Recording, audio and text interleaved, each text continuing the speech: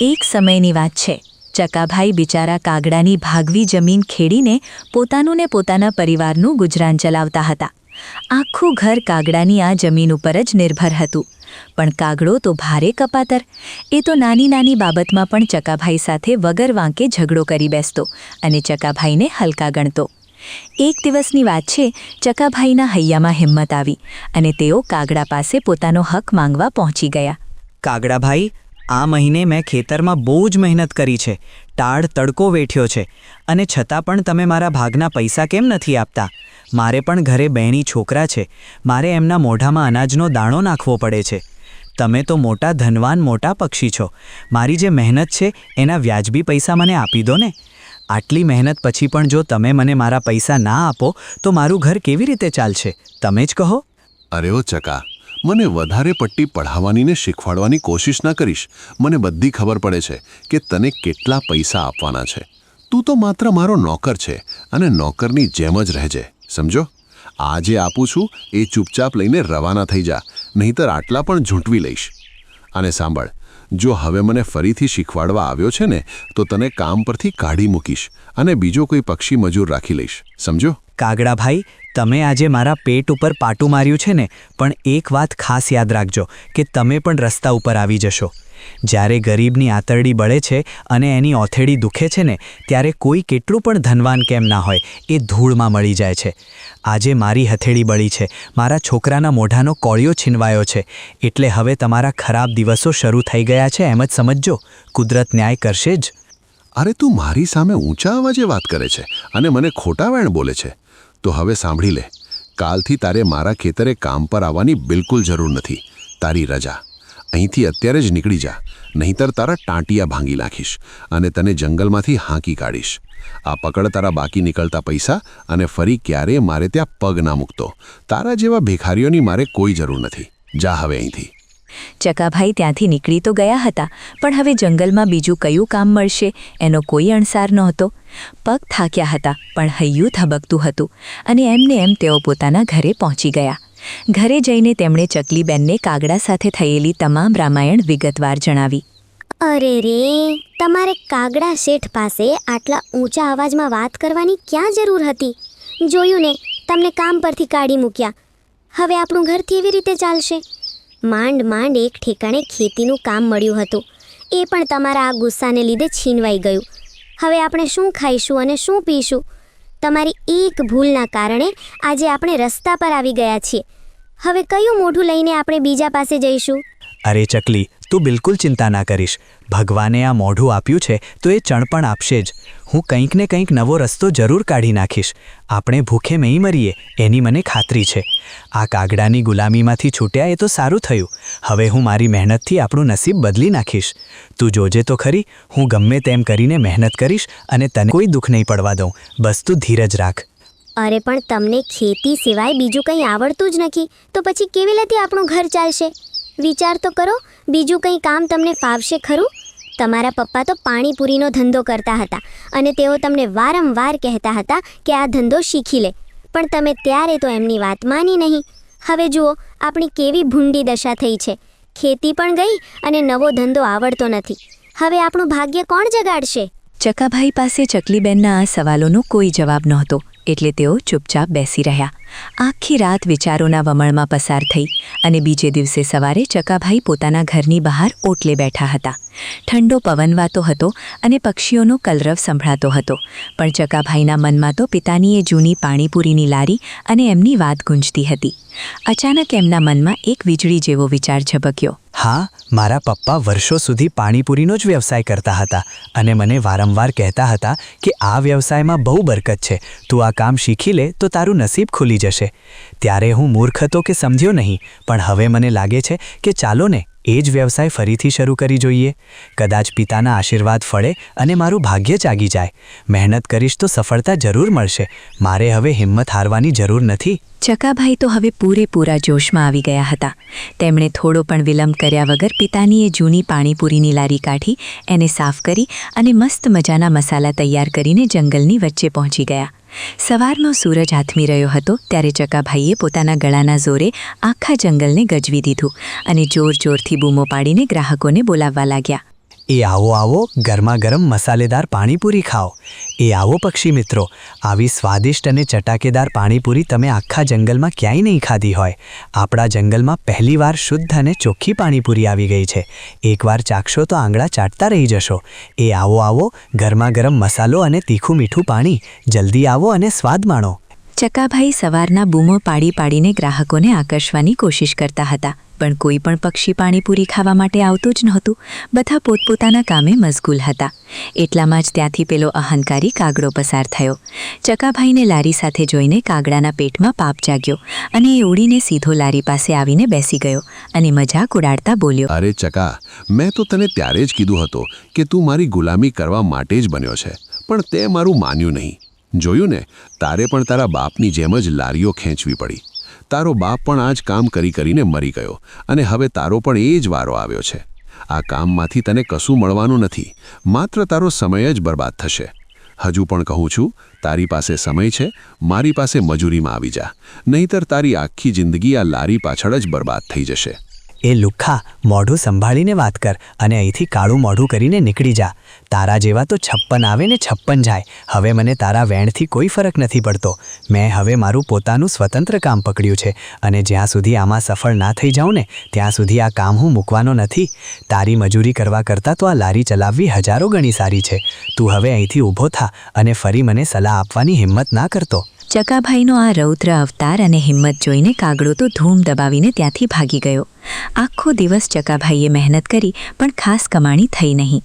સાંજ પડી અને સૂરજ આથમ્યો એટલે ચકાભાઈ થાક્યા પાક્યા ઘરે પાછા ફર્યા. દિવસની જે પણ થોડી ઘણી કમાણી થઈ હતી તે બધી તેમણે ચકલીબેનના હાથમાં મૂકી.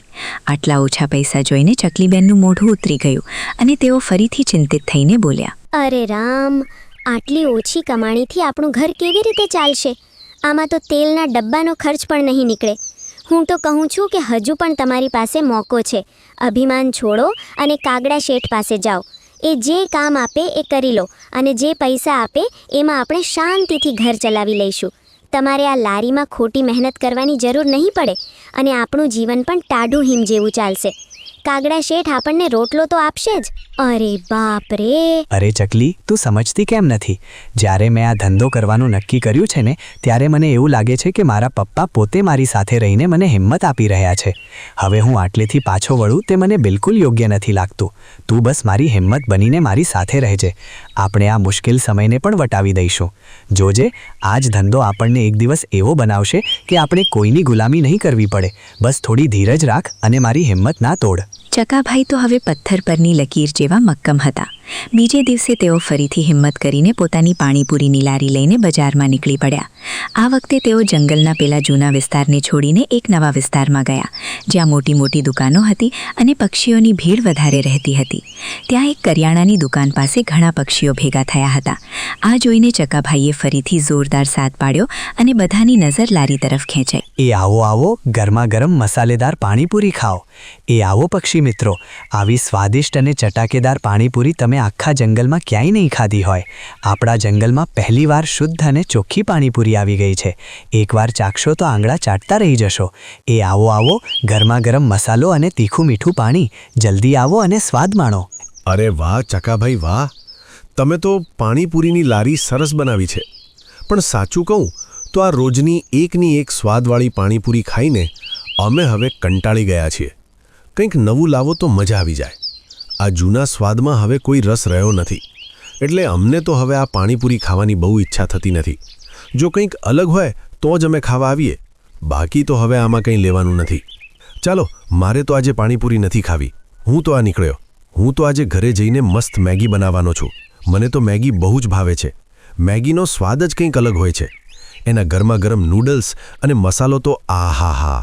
આજે તો મારા ઘરે મેગીનો જ પ્રોગ્રામ છે, એટલે મારે તો હવે પાણીપુરીની કોઈ જરૂર નથી. હું તો આ ચાલ્યો મેગી રાનવા. ચકાભાઈ તો સ્તબ્ધ થઈ ગયા. બધા ગ્રાહકો મેગીની વાત કરીને ત્યાંથી ચાલ્યા ગયા અને ચકાભાઈ વિચારમાં પડી ગયા કે આ પક્ષીઓને મેગી કેટલી બધી ભાવે છે. તે દિવસે ઘરે જતી વખતે તેઓ કશુંક નવું આયોજન કરી રહ્યા હોય તેવું લાગતું હતું. બીજે દિવસે જ્યારે ચકાભાઈ બજારમાં આવ્યા ત્યારે એમની લારી પર કંઈક વિશેષ હતું. પાણીપુરીની સાથે ગરમાગરમ મેગીનો વઘાર થઈ રહ્યો હતો અને સુગંધ ચારે બાજુ ફેલાઈ રહી હતી. આટલું સાંભળતા જ આખું બજાર ચકાભાઈની લારી પાસે ભેગું થઈ ગયું, કારણ કે મેગીવાળી પાણીપુરી તો કોઈએ ક્યારેય સાંભળી પણ નહોતી. ગ્રાહકોમાં હોબાળો મચી ગયો અને બધા એકસાથે પાણીપુરી માંગવા લાગ્યા. લારી પર પક્ષીઓની ભીડ એટલી બધી જામી કે ચકાભાઈને પહોંચી વળવું પણ મુશ્કેલ થઈ ગયું હતું. ચકાભાઈની લારી પર તો જાણે મેળો જામ્યો હતો. બધા જ પક્ષીઓ આ નવી વાનગી ખાઈને વાહ વાહ કરવા લાગ્યા. અરે વાહ ચકાભાઈ, આ શું ચમત્કાર કર્યો! પાણીપુરી અને એ પણ મેગીવાળી! લાવો લાવો, હવે તો મારાથી જરાય રહેવાતું નથી. મને અત્યારે ને અત્યારે જ એક પ્લેટ આપો. મારે તો આનો સ્વાદ હમણાં જ ચાખવો છે. અને હા, મારે તો ઘરે લઈ જવા માટે પણ પેક કરી આપો. આજે તો આખું ઘર આ મેગીવાળી પાણીપુરી ખાઈને રાજી રાજી થઈ જશે. તમે તો ખરેખર કમાલ કરી નાખી છે. સાંજ થતાં સુધીમાં તો ચકાભાઈની બધી જ પાણીપુરી અને મેગી ખલાસ થઈ ગઈ. સાંજે જ્યારે ચકાભાઈ ઘરે પાછા ફર્યા ત્યારે તેમના ચહેરા પર એક અલગ જ તેજ હતું. તેમણે ચકલીબેનના હાથમાં આજની કમાણી મૂકી. આટલા બધા પૈસા જોઈને ચકલીબેનની આંખો તો ફાટી જ રહી ગઈ. આટલા બધા પૈસા? તમે આટલા બધા રૂપિયા ક્યાંથી લાવ્યા? આ તો લાગે છે કે આખા 6 કે 7 મહિનાના પગારના પૈસા એક સાથે આવી ગયા હોય. તમે વળી કયા કામ પર ગયા હતા કે આટલી મોટી કમાણી થઈ ગઈ? મને તો વિશ્વાસ જ નથી આવતો. ક્યાંક તમે કોઈ જોખમમાં તો નથી મુકાયા ને? જલ્દી કહો તો ખરા કે આટલો બધો ધન લાભ કેવી રીતે થયો? અરે ચકલી, હું ક્યાંય બહાર કામ પર ગયો નહોતો, પણ જે આપણો પાણીપુરીનો ધંધો છે ને એમાં જ મેં મારું મગજ વાપર્યું અને કંઈક નવું કર્યું. મેં જોયું કે બધા પક્ષીઓને મેગી બહુ ભાવે છે, એટલે મેં મેગી અને પાણીપુરીને ભેગી કરી દીધી અને મેગી પાણીપુરી બનાવી. બધા પક્ષીઓ આ જોઈને આકર્ષાયા અને એટલી બધી ભીડ જામી કે બધો સામાન ખલાસ થઈ ગયો. આ આપણી મહેનત અને બુદ્ધિનું ફળ છે. અરે વાહ વાહ, ભગવાનની મોટી દયા છે. લો બસ, હવે આપણા પણ સુખના દિવસો પાછા આવશે અને આપણું ઘર પણ સુખ શાંતિથી ચાલશે. તમે સાચું કહેતા હતા કે આપણો સમય જરૂર બદલાશે. મને તો હવે પાક્કી ખાતરી થઈ ગઈ છે કે આપણી મહેનત લેખે લાગી છે. હવે આપણે કોઈની ગુલામી કરવાની જરૂર નથી. આપણે આપણા પગ પર ઊભા રહી શકીશું અને શાંતિથી જીવી શકીશું. હા ચકલી, આપણો સમય બદલાઈ ગયો છે. આપણે જે પણ વ્યવસાય કરતા હોઈએ ને, જો તે પૂરી ઈમાનદારી અને મહેનતથી કરીએ તો ભગવાન તેનું ફળ જરૂર આપે જ છે. બસ આ એ જ ફળ છે જેની આપણે રાહ જોતા હતા. હવે આપણા ખરાબ દિવસો ગયા અને સુખના દાણા આવ્યા સમજો. મહેનત ક્યારેય એળે જતી નથી. બસ હિંમત રાખીને આગળ વધતા રહેવું જોઈએ. ચકાભાઈની મહેનત હતી કે પછી ભગવાનની દયા, પણ જે હતું તે અદ્ભુત હતું. ચકાભાઈએ જે સપનું જોયું હતું તે હવે હકીકત બની રહ્યું હતું. કહેવાય છે ને કે કોઈ કામ આપણે પૂરી નિષ્ઠા અને લગનથી કરીએ તો સફળતા ચોક્કસ મળે છે. ચકાભાઈ હવે દરરોજ પોતાની લારી લઈને બજારમાં જાય અને દરરોજ ગ્રાહકોની લાંબી લાઈનો લાગે. આમ ચકાભાઈનો સારો સમય આવી ગયો અને ત્યારબાદ તો એમના ઘરે લીલા લહેર થઈ ગયા. ભાઈ લીલા લહેર. જંગલના ધમધમતા બજારમાં દરરોજ સાંજે એક નાની પણ અત્યંત ચોખ્ખી લારી લઈને ચકલીબેન આવતા. તેમની લારીની વિશેષતા તેના 5 અલગ અલગ સ્વાદના પાણી હતા. ખાટું મીઠું, તીખું ચટપટું, સુગંધીદાર ફુદીનો, તીખું લસણ અને મસાલેદાર પાણી.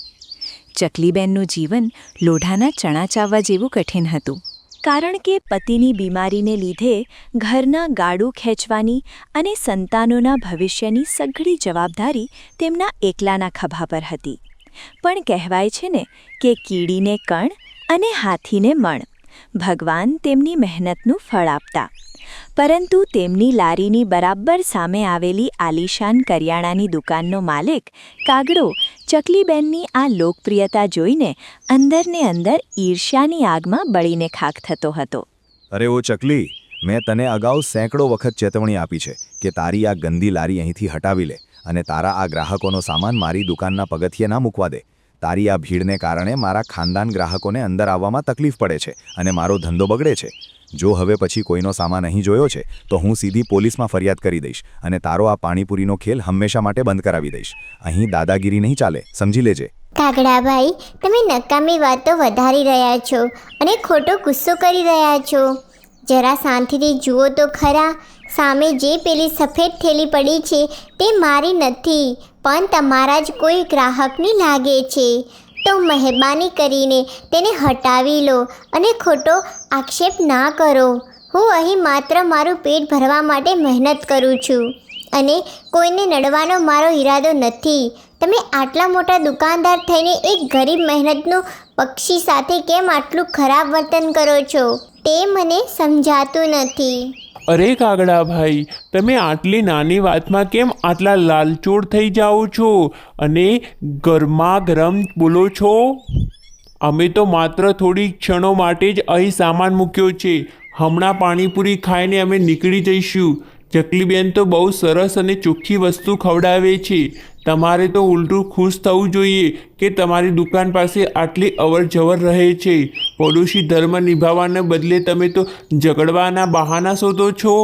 હા, આ તો બહુ ઉમદા વાત થઈ ગઈ કે પાણીપુરી તમે એની લારી પર ઝાપટો અને સામાન સાચવવાની જવાબદારી મારી દુકાનની. અરે ભાઈ, લઈ લો તમારી આ થેલીઓ અહીંથી. મારે ગ્રાહકોને આવવા જવાનો રસ્તો રોકાય છે અને મારી પ્રતિષ્ઠાને ધક્કો લાગે છે. ચકલીને તો આદત પડી ગઈ છે ભીડ ભેગી કરવાની, પણ હું હવે આ બધું વધારે સહન નહીં કરું. મારી દુકાન આગળથી હમણાં જ રસ્તો સાફ કરો, નહીતર હું પોતે આ બધો સામાન રસ્તા પર ફેંકી દઈશ. કાગડાના મનમાં ઈર્ષાનો અગ્નિ પ્રજ્વલિત હતો, કારણ કે તેની મોટી દુકાન કરતાં ચકલીની નાની લારી પર પક્ષીઓની ભીડ વધુ રહેતી હતી. એવામાં કાગડાની સાળી મીના તેમના ઘરે 2 દિવસ રોકાવા આવી. મીના સ્વભાવે બહુ લાલચુ અને તકવાદી હતી. એક દિવસ કાગડી અને મીના બજારમાં ખરીદી કરવા નીકળ્યા અને ફરતા ફરતા કાગડાની દુકાને પહોંચ્યા. શું વાત છે જીજાજી, આજે તો તમારા ચહેરા પર 12 વાગેલા દેખાય છે. તમે આટલા બધા ઉગ્ર અને ગુસ્સામાં કેમ છો?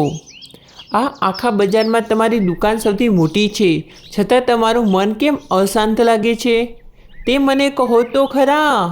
કોઈએ તમારી સાથે ગેરવર્તન કર્યું છે કે પછી ધંધામાં કોઈ તકલીફ પડી છે? તમારી સાડી આવી છે તો જરા સ્મિત લાવો અને મને જણાવો કે આ ક્રોધનું અસલી કારણ શું છે. અરે સાળી સાહેબા, તમે બંને આજે અચાનક અહીં દુકાને કેવી રીતે પધાર્યા? હું તો આ સામે ઊભેલી ચકલીના ત્રાસથી કંટાળી ગયો છું. આખો દિવસ એની લારી પર પક્ષીઓ કીડિયારાની જેમ ઉભરાય છે. મારે ત્યાં આવતા ગ્રાહકોને રસ્તો મળતો નથી અને આ ભીડ જોઈને મારું લોહી ઉકળે છે. તમે અહીં આવ્યા છો તો શાંતિથી બેસો, બાકી આ ચકલીએ તો મારી રાતની ઊંઘ અને દિવસનું સુખ હરામ કરી નાખ્યું છે. અમે તો બસ બજારમાં થોડી ચીજ વસ્તુની ખરીદી કરવા નીકળ્યા હતા, તો વિચાર્યું કે તમારી દુકાને પણ આંટો મારતા જઈએ અને તમને મળતા જઈએ. મીનાનું મન આજે બજારની રોનક જોવાનું હતું, એટલે અમે અહીં સુધી લાંબા થયા છીએ. પણ તમે આટલા ચિંતિત ના થાઓ, તમારી સમસ્યાનું કંઈક તો નિરાકરણ આપણે લાવીશું જ. મીના પણ કહેતી હતી કે આટલી મોટી દુકાન હોવા છતાં સામેની પેલી નાની લારી પર આટલી બધી ભીડ કેમ છે?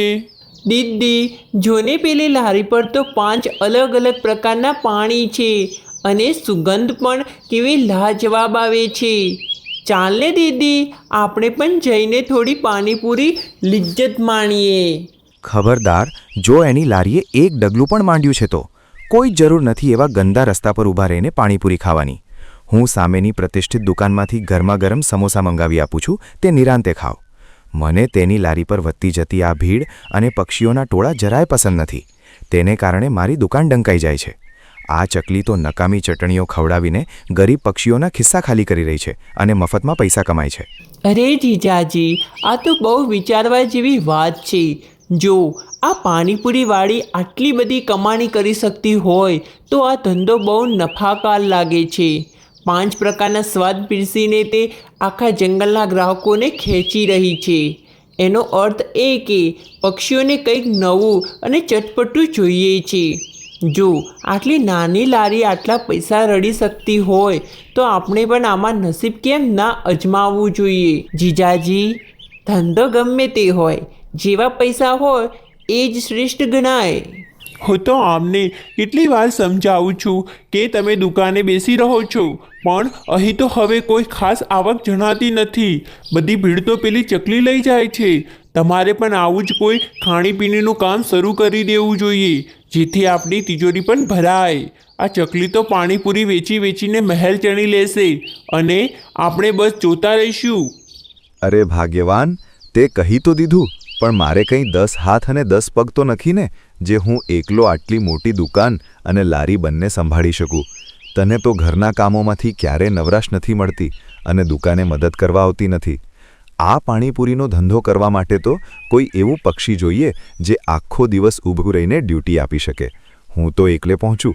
આ બધું બોલવું સરળ છે, પણ કરવું બહુ અઘરું છે. અરે જીજાજી, મને તો પાણીપુરી બનાવવામાં મહારત હાંસલ છે અને હું બહુ સ્વાદિષ્ટ મસાલા તૈયાર કરું છું. હું ગામમાં જ્યારે પણ ઘરે બનાવતી હતી ત્યારે આખા મહોલ્લાના પક્ષીઓ આગળા ચાટતા રહી જતા હતા અને ફરીથી માગતા હતા, તમે બસ લારી તૈયાર કરો, પછી જુઓ કે હું કેવી રીતે ચકલીના ગ્રાહકોને મારી તરફ ખેંચી લાવું છું. આપની લારી તો આખા જંગલના નંબર 1 બની જશે અને ગેરંટી હું આપું છું. કાગડાના મનમાં લાલચ જાગી અને સાડી મીનાનો સાથ મળતા તેણે આગામી 2-3 દિવસમાં જ ભવ્ય લારી તૈયાર કરાવી દીધી. મીનાએ ગ્રાહકોને ખેંચવા માટે ભાવ પણ અરઘા કરી નાખ્યા અને બૂમો પાડવાનું શરૂ કર્યું. આવો આવો પક્ષી મિત્રો, માત્ર 10 રૂપિયામાં 5 અલગ અલગ સ્વાદવાળી ચટપટી પાણીપુરી ખાઓ. આવી સસ્તી પાણીપુરી તમે ક્યાંય નહીં ખાધી હોય. આટલા ઓછા ભાવમાં આખા જંગલમાં તમને કોઈ નહીં ખવડાવે. તો મોડું ના કરો અને અત્યારે જ સ્વાદ માણો. 10 રૂપિયામાં 5 પૂરી અને 5 સ્વાદ. આવો અને તુત્પત થઈ જાઓ.